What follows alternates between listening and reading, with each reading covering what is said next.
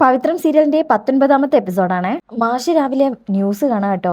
അതില് വിക്രമിനെ പുറത്തു വിട്ടിട്ടുള്ള ആ വാർത്ത കാണുമ്പോൾ മാഷിന് സന്തോഷാവും. അതായത് നിരീക്ഷണ ക്യാമറ സംഭവ സ്ഥലത്ത് നിന്ന് എടുത്തു മാറ്റുകയും കൈവശം വെക്കുകയും ചെയ്തു. ഇനി ഈ കേസ് പുനരന്വേഷണം വേണമെന്നാണ് അറിയാൻ കഴിഞ്ഞത്. അങ്ങനെയുള്ള ഈ വാർത്ത വിക്രം ഇങ്ങനെ പുറത്തേക്ക് ഇറങ്ങി വരുന്നൊക്കെ കാണുമ്പോൾ മാഷിന് ഭയങ്കര സന്തോഷാവും കേട്ടോ. പിന്നെ കാണിക്കുന്നത് സെൻട്രൽ ജയിലിൽ നിന്ന് ഇറങ്ങുന്ന വിക്രമിനെ കൂട്ടിക്കൊണ്ടുപോകാനായിട്ട് വിഷു ആണ് വന്നത്. വിഷേട്ടാ എന്ന് വിളിക്കുമ്പോൾ വിഷുവിന് അടുത്തേക്ക് വന്ന് കെട്ടിപ്പിടിക്കും. വാടാ എന്ന് പറഞ്ഞു പോവാട്ടോ. അച്ഛൻ വീട്ടിലുണ്ട്, ഞാനാ പറഞ്ഞത് വരണ്ടാന്ന്, ഇവിടെ വെച്ച് കാണണ്ടെന്ന് പറഞ്ഞു. അങ്ങനെ പോവാൻ നേരത്തെ വിക്രം പറയും, ആഹാ പുതിയ വണ്ടിയൊക്കെ ആയല്ലോ, സപ്ലൈക്ക് വേണ്ടി വാങ്ങിച്ചതാ. അപ്പൊ ഉണ്ടാവും ഒരു കാർ ഇവരുടെ മുന്നിൽ വന്ന് നിർത്തുന്നത്. നോക്കുമ്പോ ശ്രീകാന്തും ദർശനോ. ശ്രീകാന്ത് പറയും, എന്തായാലും നമ്മൾ ഇവിടെ എത്തിയത് കൃത്യസമയം, ഇല്ലെങ്കിൽ സാറ് തറവാട്ടിൽ നിന്ന് ഇറങ്ങുന്നത് നമുക്ക് കാണാൻ പറ്റാതായി പോയേനെ. ദർശൻ പറയും, ഒന്ന് പുറത്തിറങ്ങി കിട്ടാൻ നിന്റെ തന്തേക്കാളും ആഗ്രഹമായിരുന്നു ഞങ്ങൾക്ക്. ശ്രീകാന്ത് പറയും, എന്തായാലും ജയിൽ ജീവിതം കൊള്ളാൻ തോന്നുന്നു, ഇവനൊന്ന് നന്നായിട്ടുണ്ട്. ദർശൻ പറയും, നല്ല ഭക്ഷണം, നല്ല വ്യായാമം, കൈ നിറയെ കൂലിയും.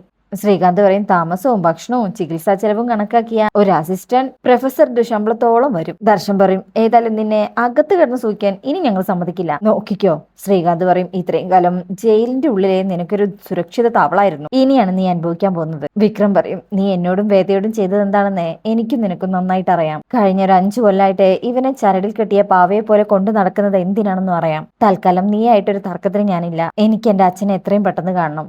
അപ്പോ ദർശൻ പറയും, അങ്ങനെ ഒരു അച്ഛനെയാ നീ എനിക്കില്ലാതാക്കിയത്, നീ അത് മറക്കണ്ട. വിക്രം പറയും, ഇപ്പോഴും നീ അത് വിശ്വസിക്കുന്നുണ്ടെങ്കിൽ നിന്റെ തലയ്ക്ക് എന്തോ കാര്യമായി പ്രശ്നം പറ്റിയിട്ടുണ്ട്. നീ എന്താ ഇങ്ങനെ ആയിപ്പോയെന്ന് ഒരുപാട് കാലം ഞാൻ ആലോചിച്ചിട്ടുണ്ട്. ഒരിക്കൽ എന്നോടും വേദയോടും ഇടപെട്ടിരുന്ന നീയാണോ അതോ ഇപ്പോഴുള്ള നീയാണോ ശരിയെന്ന് ഒരു സംശയം ഉണ്ടായിരുന്നു. ആ സംശയം എന്തായാലും ഇപ്പൊ ഒന്ന് മാറി. അന്നത്തെ നീ അടിമുടി വ്യാജായിരുന്നു, ആർക്കും തിരിച്ചറിയാനാവാത്ത ഏതൊക്കെയോ ഗൂഢ ലക്ഷ്യങ്ങളുമായി നല്ല പിള്ള കളിച്ചു നടന്ന ഒരുവൻ. ദർശൻ പറയും, അതേടാ എനിക്കുണ്ടായിരുന്നു ലക്ഷ്യങ്ങൾ, അത് നിറവേറ്റാൻ എല്ലാ കരുക്കളും നീക്കിയിരിക്കുമ്പോ തന്നെയാ നിന്റെ ഒടുക്കത്തെ ഒരു ഒളിച്ചോട്ടവും അവളോടുള്ള പ്രേമവും എന്റെ അച്ഛന്റെ കൊലപാതകവും ഒക്കെ സംഭവിച്ചത്. അതോടെ ഞാൻ സ്വയം ഉണ്ടാക്കി വെച്ച മറ നീക്കി പുറത്തു വരാന്ന് കരുതി. നോക്കിക്കോ, ഇനിയാണേ ദർശൻ ആരാണെന്നും എനിക്ക് എന്തൊക്കെ ചെയ്യാൻ പറ്റുമെന്ന് നീ അറിയാൻ പോകുന്നത്. ഇനി നീ ഏതായാലും സ്വസ്ഥമായി പുറം ലോകത്ത് ജീവിക്കില്ല. വിക്രം പറയും, സന്തോഷം, എന്തായാലും അതിനുവേണ്ടി നീ കണ്ടെത്തിയ കൂട്ടുകൊള്ളാം, മുത്താളിന് ചേർന്ന മൂർഖം പാമ്പ്. ശരി എന്ന് അവരോട് പറഞ്ഞിട്ട് വിഷേട്ടാ വണ്ടി എടുക്ക്. അങ്ങനെ അവരവിടുന്ന് പോവാ. ശ്രീകാന്തും ദർശനും നോക്കി നിൽക്കും. അതിനുശേഷം പിന്നീട് കാണിക്കുന്നത് വിക്രത്തിനെ വീട്ടിൽ കൊണ്ടുവന്നിരിക്കണേ. വാടാ. വിക്രം ആ വീടൊക്കെ ഇങ്ങനെ നോക്കുമ്പോ വാടകയ്ക്കാണ്, അത്യാവശ്യ സൗകര്യമൊക്കെ ഇവിടെ ഉണ്ട്. ആ മുറിയിലെ ഓണറുടെ സാധനങ്ങളാ, ബാക്കിയൊക്കെ നമുക്ക് ഉപയോഗിക്കാം. നമ്മുടെ വീടിന്റെ ജപ്തി നടക്കുന്ന അന്ന് രാവിലെ വരെ ഞാൻ കുറെ ഓടിയതാ, പക്ഷെ അത് തിരിച്ചു പിടിക്കാൻ പറ്റിയില്ല. വിക്രം ചോദിക്കും, വിനയേട്ടൻ എല്ലാം കൈവിടുന്ന ഉറപ്പായപ്പോ ഒരാഴ്ച മുന്നേ സ്ഥലം വിട്ടു. ടൗണില് 5-6 സെന്റ് മുന്നേ അഡ്വാൻസ് കൊടുത്തിരുന്നല്ലോ, അത് വാങ്ങിച്ചിപ്പോ പണി തുടങ്ങുന്നുണ്ടെന്ന് കേട്ടു. ഇപ്പൊ അവര് വാടകയ്ക്കാ. വിക്രം ചോദിക്കും, അച്ഛനെ കാണാൻ വരാറില്ലേ? വല്ലപ്പോഴും വരും, പിന്നെ നന്ദിനിയുടെ സ്വഭാവം അറിയാലോ, അച്ഛനെ വിഷമിപ്പിക്കാൻ വേണ്ടി എന്തെങ്കിലും പറയും. അങ്ങനെയാണെങ്കിൽ ഇനി ഒറ്റയ്ക്ക് വന്നാൽ മതിയെന്ന് എനിക്ക് ഒരിക്കൽ അവനോട് പറയേണ്ടി വന്നു, അതോടെ വരവും കുറഞ്ഞു.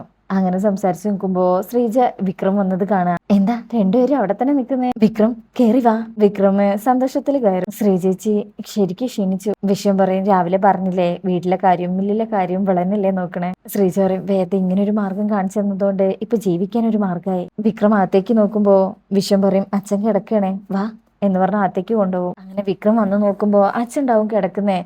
അടുത്തൊരു വീൽ ചെയറും. വിക്രം ആകെ ഞെട്ടിപ്പോകും. അപ്പൊ വിഷം പറയും, നിന്നോട് പറഞ്ഞില്ലെന്നേ ഉള്ളൂ, കഴിഞ്ഞ ആഴ്ച അച്ഛൻ ബാത്റൂമിലൊന്ന് വീണു, നടക്കാൻ ഇത്തിരി ബുദ്ധിമുട്ടുണ്ട്, അതുകൊണ്ട് വാങ്ങിച്ചതാ, വേറെ കാര്യമായ പ്രശ്നമൊന്നുമില്ല. വിക്രം സങ്കടത്തോടെ അവിടെ അച്ഛന്റെ ബെഡിൽ വന്നിരിക്കും. അച്ഛാ എന്ന് വിളിക്കുമ്പോ മാഷ് പതിയെ കണ്ണു തുറക്ക. വിക്രമിനെ കാണുമ്പോ ഭയങ്കര സന്തോഷവും. പെട്ടെന്ന് തന്നെ എണീക്കുമ്പോ വിക്രമും വിഷുവൊക്കെ പിടിച്ചിരുത്തും. അപ്പൊ ശ്രീജ പറയും, നിങ്ങൾ വരുന്നത് നോക്കി അച്ഛൻ കുറെ നേരം പുറത്ത് കാത്തിരുന്നു, ഗുളിക കുടിച്ച ക്ഷീണമുള്ളത് കൊണ്ട് കിടക്കാൻ പറഞ്ഞതാ, അച്ഛൻ ഉറങ്ങിപ്പോയി, നല്ല ക്ഷീണം കാണുവേ. മാഷി പറയും, നീ പുറത്തിറങ്ങുമ്പോ ഗേറ്റിന് പുറത്ത് കാത്തു നിൽക്കണം എന്നുണ്ടായിരുന്നു, പക്ഷെ പറ്റിയില്ല എന്ന് പറഞ്ഞ വിക്രമിന്റെ കവിളിൽ ഇങ്ങനെ ചേർത്ത് പിടിക്കൂട്ടോ. നിന്റെ സർട്ടിഫിക്കറ്റ് എവിടെ എന്ന് നോക്കിയപ്പോ വിക്രം വേഗം അതെടുത്ത് കാണിച്ചു കൊടുക്കൂട്ടോ. University of Kerala, Vikram Sudhakaran. അതിങ്ങനെ നോക്കിയിട്ട് കമലയുടെ ഫോട്ടോയിലേക്ക് നോക്കുക. ഇത് അവളുടെ മുന്നിൽ വെക്കി കൺകുളിരെ കാണട്ടെ. ഒരിക്കൽ നീ പഠനം നിർത്തിയെന്ന് കേട്ടപ്പോ ഒരുപാട് വിഷമിച്ചത് അവളാ. അപ്പൊ വിക്രം ആ സർട്ടിഫിക്കറ്റ് അമ്മയുടെ ഫോട്ടോയുടെ മുന്നിൽ കൊണ്ടുവന്ന് വെക്കാട്ടോ. എന്നിട്ട് അമ്മയുടെ മുന്നില് കൈ കൂപ്പി നിന്ന് പ്രാർത്ഥിക്കും. ഇതൊക്കെ എല്ലാരും നോക്കുകയാണ്. പിന്നീട് കാണിക്കുന്നത് ശ്രീജേർത്തി എല്ലാവർക്കും ഫുഡ് കൊടുക്കാട്ടോ. ഏട്ടത്തി ഇരിക്കുന്നില്ലേ? ശ്രീജ പറയും, ഞാൻ ഇരുന്നോളാം. അപ്പൊ മാഷി പറയും, അവൻ അതിഥി അല്ലല്ലോ, എല്ലാരും ഒരുമിച്ചിരുന്ന് കഴിക്കാം. അപ്പം എവിടെ പോയി? ശ്രീജ പറയും, അവള് വരാൻ രാത്രിയാവും, +2 കഴിഞ്ഞു, എൻട്രൻസിന്റെ ക്ലാസ് ഉണ്ട്, അത് കഴിഞ്ഞിട്ട് വരൂ. വിക്രം പറയും, അവള് എൻട്രൻസ് എഴുതാറൊക്കെ ആയോ? വിശ്വം പറയും, നന്നായി പഠിക്കും, അതേ ഉള്ളൂ ഇപ്പോൾ ഒരു സമാധാനം. കടം വാങ്ങിച്ചാലും വേണ്ടില്ല, അവളെ ഒരു കരയ്ക്ക് എത്തിക്കണം. മാഷുവരും വിശ്വനും ശ്രീജയും അവരെ കൊണ്ട് പറ്റുന്നത്ര അധ്വാനിക്കുന്നുണ്ട്. തൊഴിലാളികളുടെ കൂലിയൊക്കെ കഴിഞ്ഞാലേ രണ്ടറ്റം കൂട്ടിമുട്ടിക്കാൻ ഒരുപാട് കഷ്ടപ്പെടുന്നുണ്ട് ഇവര്. ശ്രീജ പറയും അതൊക്കെ നടന്നോളും, ഇതുവരെ എത്തിയില്ലേ. വിശ്വം പറയും ശ്രീജ പോയി, രാവിലെ പോയാലേ വരാൻ വൈകുന്നേരമാവും, ഇന്ന് നീ വരുന്നോണ്ട് പോയില്ലെന്നേ ഉള്ളൂ. പെട്ടെന്ന് വിക്രത്തിന്റെ മുഖത്തൊരു വിഷമം വരുമ്പോ ശ്രീജയ്ക്കും നീ എന്താ കഴിക്കാത്തത്? ഒന്നുമില്ല, ഓരോന്ന് ഓർത്തുപോയി. കഴിഞ്ഞ 5 വർഷം അമ്മയുടെ ഓർമ്മകൾ മാത്രമേ ഉണ്ടായിരുന്നുള്ളൂ. ഇപ്പൊ കുറെ കാലത്തിന് ശേഷം അമ്മ ഉണ്ടാക്കുന്ന അതേ സ്വാദ്. അപ്പൊ വിശ്വം പറയും ഇവിടെ അച്ഛനും പറയാറുണ്ട് അമ്മയുടെ കൈപ്പുണ്യം കിട്ടിയത് ശ്രീജയ്ക്കാണെന്ന്. ശ്രീജ പറയും ഞാൻ അമ്മ ചെയ്യുന്ന പോലെ എന്തൊക്കെയോ കാട്ടിക്കൂട്ടുന്നേ ഉള്ളൂ, അതുപോലെ അവൻ ആർക്കും പറ്റില്ല. മാഷി വിക്രമിനോട് പറയും ഇങ്ങോട്ട് നീങ്ങിയിരിക്കുന്നേ. അപ്പൊ വിക്രം മാഷിന്റെ അടുത്തുള്ള ചെയറിലേക്ക് മാറിയിരിക്കൂട്ടോ. ദാ കഴിക്കേ എന്ന് പറഞ്ഞ് ഒരു ഉരുള വാരി കൊടുക്കണേ. വിക്രമിന് സന്തോഷമാകും. അത് സന്തോഷത്തിൽ കഴിക്കാം. കാണാനില്ലെന്നേ ഉള്ളൂ, അമ്മ ഇവിടെ എവിടേക്കോ ഉണ്ട്. ജീവിച്ചിരിക്കുമ്പോഴോ സന്തോഷം കിട്ടിയില്ല, ഇപ്പോഴെങ്കിലും ഇതൊക്കെ ഒന്ന് കണ്ടോട്ടെ. അങ്ങനെ വിക്രമിന് വീണ്ടും വാരി കൊടുക്കൂട്ടോ ഭക്ഷണം. അങ്ങനെ അവരവിടെ ഭക്ഷണം കഴിക്കണേ. പിന്നീട് കാണിക്കുന്നത് ഒരു മീറ്റിംഗ് ആണ്. അവിടെ അതില് വേദയും തരുണും വേറൊരു ഓഫീസറും പിന്നെ മറുവശത്തുള്ളത് ആ ഡ്രഗ്സ് ഡീലറാട്ടോ ദേവരാജനും ആൾക്കാരും. വാട്ട് ഈസ് ഇറ്റ് വേദ?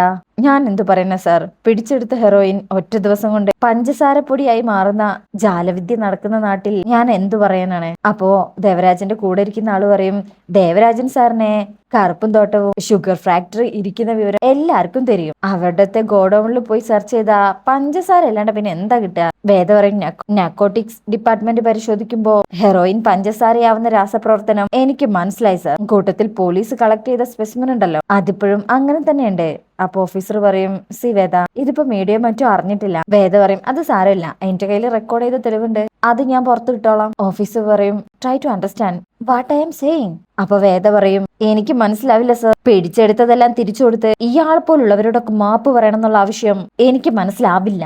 അപ്പൊ ഓഫീസർ പറയും ആരും അങ്ങനെയൊന്നും ആവശ്യപ്പെട്ടിട്ടില്ല വേദ. അപ്പൊ ദേവരാജന്റെ കൂടെയുള്ള ആള് പറയും സാർ, പോലീസ് കോർട്ടില് സബ്മിറ്റ് ചെയ്യാൻ പോകുന്ന അന്ത സ്പെസിമെൻ ദേവരാജൻ മേൽ ഇരിക്കുന്ന കടുപ്പാൽ കൃത്രിമമായി റെഡി പണ്ണതാന്ന് പ്രൂവ് പണ്ണതുക്ക് ரொம்ப ഈസി. മിസ്റ്റർ തരുൺ നീങ്ക സൊല്ലുങ്ക. അപ്പൊ തരുൺ പറയും ഈ വിഷയത്തിലെ നമ്മൾ ചർച്ച ചെയ്യേണ്ട ആവശ്യമില്ലെന്നാണ് എന്റെ അഭിപ്രായം. കൈ കിട്ടിയ തെളിവെല്ലാം ഒരു ദിവസം കൊണ്ട് നശിപ്പിച്ചിട്ട് ഇങ്ങനെയുള്ള ക്രിമിനൽസിനെ രക്ഷിക്കാൻ വേണ്ടി പൊളിറ്റീഷ്യൻസ് പെടാപ്പാട് പെടുന്നത് നമുക്ക് മനസ്സിലാക്കാം. ബ്യൂറോക്രസിക്ക് അതിന്റെ ആവശ്യമുണ്ടോ സർ? സാറ് പറയും ബ്യൂറോക്രസിക്ക് മാത്രമായി ഒരു നിലനിൽപ്പില്ലെന്ന് ഇതിനോടകം തരുണിന് മനസ്സിലായില്ലേ. Veda you fast back out of this. Veda പറയും but you need that put writing sir. സാറേക്കും ഓറൽസ്. വേദ പറയും I will proceed the case. Result എന്ത് തന്നെയായാലും. സോറി സർ, എനിക്ക് RBI ആയിട്ട് ഒരു മീറ്റിംഗ് ഉണ്ട്. With your permission shall I go എന്നാ ആ സാറ് പറയുമ്പോ വേദ അവിടുന്ന് പോവാണ്. വേദ പോയി കഴിഞ്ഞാൽ ആ സാറ് പറയും തരുൺ ഇത് തുടക്കത്തിന്റെ എടുത്തുചാട്ടമാണ്, താനൊന്ന് ഉപദേശിച്ച് നേരെയാക്കുന്നത് നല്ലതായിരിക്കും, അല്ലെങ്കിൽ കോൺസിക്വൻസ് അറിയാലോ. ദേവരാജൻ പറയും ജീവിതം തുടങ്ങിയിട്ടല്ലേ ഉള്ളൂ അനിയ, ഈശ്വരൻ സഹായിച്ച് അത് മുന്നോട്ട് പോകണ്ടേ. തരുൺ പറയും Veda has own terms and words, ഞാൻ പറഞ്ഞാലും അവൾ അനുസരിക്കത്തില്ല, ഞാനത് പറയില്ല സർ. പിന്നെ ഭീഷണി, ഹിന്ദിയിലൊരു ചൊല്ലുണ്ട്, അതും പറഞ്ഞ് എനിക്ക് കുറച്ച് തിരക്കുണ്ട് എന്ന് പറഞ്ഞ് തരുണും അവിടുന്ന് പോകും. അത് പോയി കഴിഞ്ഞാലേ ദേവരാജൻ ചോദിക്കും അവൻ എന്താ പറഞ്ഞത്? കൂടെ വന്ന ആള് പറയും ഹിന്ദി എനിക്കറിയില്ല സർ. നടപടിയാവുന്ന വഴിയില്ലല്ലോ ദേവരാജ. ആ സാറ് പറയുമ്പോ ദേവരാജൻ പറയും ആവും, ഇനിയും വഴികളുണ്ടല്ലോ. പിന്നീട് കാണിക്കുന്നത് വേദ വീട്ടിലേക്ക് വരാം കേട്ടോ. മോള് ഓടി വരുമ്പോ വേദ കെട്ടിപ്പിടിച്ച് എടുക്കൂട്ടോ. ഇന്നമ്മ നേരത്തെ വന്നല്ലോ, അച്ഛമ്മയോട് ഇപ്പൊ പറഞ്ഞതേ ഉള്ളൂ എന്ന് പറഞ്ഞ് ഇവരകത്തേക്ക് കയറും. അപ്പൊ വേദ പറയും മോൾക്ക് എന്നോട് എന്തോ പറയാനുണ്ടല്ലോ. ആ ഇന്ന് എന്തൊക്കെ വിശേഷങ്ങളാ ക്ലാസ്സിൽ ഉണ്ടായതെന്ന് അറിയോ? ആണോ? ആ ഗൗരിമോള് പറയും ആ ഇന്ന് ഞാൻ പറഞ്ഞ കഥയും ചാർട്ടും ഒക്കെ എല്ലാവർക്കും ഇഷ്ടമായി. ആദ്യം നീന ഫിലിപ്പാ കഥ പറഞ്ഞത്, ഒരു പൊട്ട കഥ, ആമയും മുയലും ഓടാൻ പോയ കഥ. വേദ പറയും അത് നല്ല കഥയല്ലേ. അപ്പൊ ആ മോള് പറയും അത് എത്ര പ്രാവശ്യം കേട്ട കഥയാ അതിന്. ഗൗരിമോള് കഥ പറഞ്ഞപ്പോ ഭയങ്കര കയ്യടിയായിരുന്നു. ഇങ്ങനെ ഫ്രഷ് ആയിട്ടുള്ള കഥ പറയണമെന്ന് ടീച്ചർ നീന ഫിലിപ്പിനോട് പറഞ്ഞു, പക്ഷെ അവള് ചമ്മിപ്പോയി. അപ്പൊ വേദ പറയും അങ്ങനെ ടീച്ചർ പറഞ്ഞാണില്ലല്ലോ. ആ അങ്ങനെ പറഞ്ഞില്ല, ഗൗരിമോളുടെ കഥ ഫ്രഷ് ആണെന്ന് പറഞ്ഞപ്പോ അത് കേട്ടപ്പോ അവള് ശരിക്കും ചമ്മിപ്പോയി, അത് മോൾക്ക് തോന്നിയതാകും. അല്ല. വേദ പറയും മോളുടെ മനസ്സിലെ നീന ഫിലിപ്പിനോട് ഒരു കുഞ്ഞു ദേഷ്യമുണ്ട്, അതുകൊണ്ട് തോന്നുന്നതാ, അത് അവൾ എപ്പോഴും എന്നെ കളിയാക്കുന്നോണ്ടല്ലേ. വേദ പറയും കുട്ടികളാവുമ്പോ അങ്ങനെയൊക്കെ ഉണ്ടാവും, അത് മനസ്സിൽ വെക്കരുത്. നമ്മൾ ആരോടെങ്കിലും ദേഷ്യം മനസ്സിൽ വെച്ചാ എന്താ സംഭവിക്കാന്നറിയോ? എന്താ ഉണ്ടാവുക? അപ്പൊ വേദ പറയും നമ്മുടെ മനസ്സ് ചീത്തയാവും, നമ്മുടെ മനസ്സ് ചീത്തയായ പിന്നെ നമ്മൾ പ്രവർത്തിക്കുന്നത് മുഴുവൻ ചീത്തയാവും, പഠിപ്പും കളിയും എല്ലാം ചീത്തയാവും. ആണോ? കളിയും ചീത്തയാവും? വേദ പറയും ആ മനസ്സ് ചീത്തയായ ആദ്യം കേടാവുന്നത് നമ്മുടെ കളികളാ. അപ്പൊ നാളെ തന്നെ സ്റ്റോപ്പ് ആയിട്ട് പറയാം അല്ലേ? Full set okay. അപ്പൊ വേദ മോളെ ഇങ്ങനെ ചേർത്ത് പിടിക്കും. അങ്ങനെ ഗൗരി ചോദിക്കും, പിന്നെ കൃഷ്ണ ചോദിക്ക, രാജകുമാരിയെയും മകളെയും ഉപദ്രവിക്കാൻ ഇനിയും ദുഷ്ടന്മാര് വരുമോന്ന്. മോളെന്ത് പറഞ്ഞു? ഗൗരി പറയും, അച്ഛമ്മ പറഞ്ഞ പോലെ പറഞ്ഞു. രാജകുമാരിയും കുട്ടിയും ഇപ്പോ വലിയ കോട്ടയിലാണ്. അവിടെ ഒരു രാജാവുണ്ട്. ആ രാജാവ് അവരെ രക്ഷിക്കുന്നത്. അപ്പോഴേക്ക് കാറിന്റെ ശബ്ദം കേൾക്കുമ്പോ അച്ഛൻ വന്നു എന്ന് പറഞ്ഞ മോൾ അവിടുന്ന് ഓടിപ്പോകും. അങ്ങനെ വേദ അവിടെ ഇങ്ങനെ ഇരിക്കുന്നിടത്താണ് ഈ ഭാഗം കഴിയുന്നത്. അപ്പൊ റിവ്യൂ ഇഷ്ടമായിട്ടുണ്ടെങ്കിൽ ചാനൽ എല്ലാവരും ഒന്ന് ലൈക്ക് ചെയ്യുക, സബ്സ്ക്രൈബ് ചെയ്യുക, സപ്പോർട്ട് ചെയ്യുക. താങ്ക്